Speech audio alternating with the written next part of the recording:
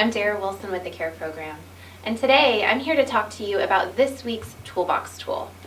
Hopefully you remember last week we talked about the breathing tool, which again is our tape measure. Breathing in and out to find a place of calm. This week we're going to move on to talk about our Quiet Safe Place tool. Our Quiet Safe Place is a place that we go either in the real world or in our imagination that helps us to feel calm, that helps us to find moments of quiet when things feel overwhelming or chaotic. And so what I want to do with you, because you may not have a quiet safe place at home right now, is try and practice a quiet safe place in our imagination. So I'm going to ask you to get comfy on the couch or on the carpet, maybe curl up in a blanket, and go ahead and close your eyes while I read this practice. So now that you're comfortable, go ahead and take 3 slow, deep breaths and feel yourself calming.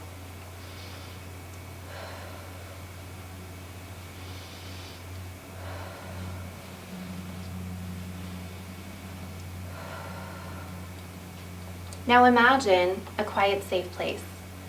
It could be a real place like in your house or apartment. Maybe it's in your classroom.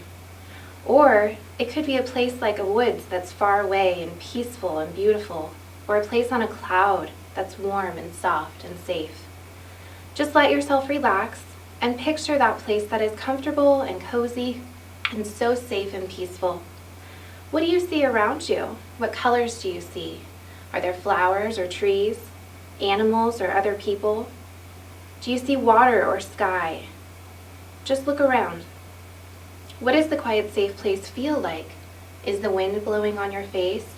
Are you warm or cool? Think about how your body feels. Are your arms and legs relaxed? Adjust the temperature and feel to your liking, and let yourself feel the comfort of being in your quiet, safe place. What sounds do you hear? Maybe there's birds singing or wind or waves. Are there voices of other people? Maybe there's music, or maybe it's just silent. Listen to your quiet, safe place. What do you smell? Do you smell the rain or the ocean?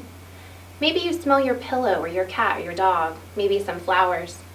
Take a moment and just think about what wonderful smells might be in your quiet, safe place. On the count of 3, you can open your eyes. 1, 2, 3.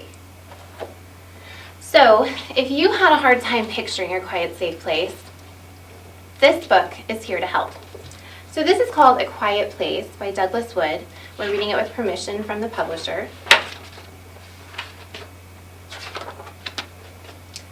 It says, sometimes a person needs a quiet place. A place to rest your ears from bells ringing and whistles shrieking and grown-ups talking and engines roaring, horns blaring and grown-ups talking again, radios playing and grown-ups, well, even grown-ups need a quiet, safe place sometimes. But it can be hard to find one. You have to know where to look. You could look under a bush, a lilac bush in your own backyard. When you crawl underneath it, all the sounds of the world seem soft and far away. And you can be a pirate finding buried treasure on a desert island. A bush could be your quiet, safe place, till someone calls you to clean your room. And then you could look in the woods. You might find an old stump for a chair or a mossy log for a couch in a green mansion of shadows and sunbeams. It's not really quiet, of course. Blue jays scream warnings and wind sings in the leaves, but it feels quiet. And you can be a timber wolf, the gray ghost of the forest. The woods could be your quiet, safe place, but if the woods are too dark and deep,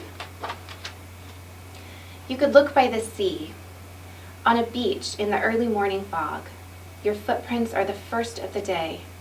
The waves are roaring and the gulls are crying, but it doesn't seem noisy.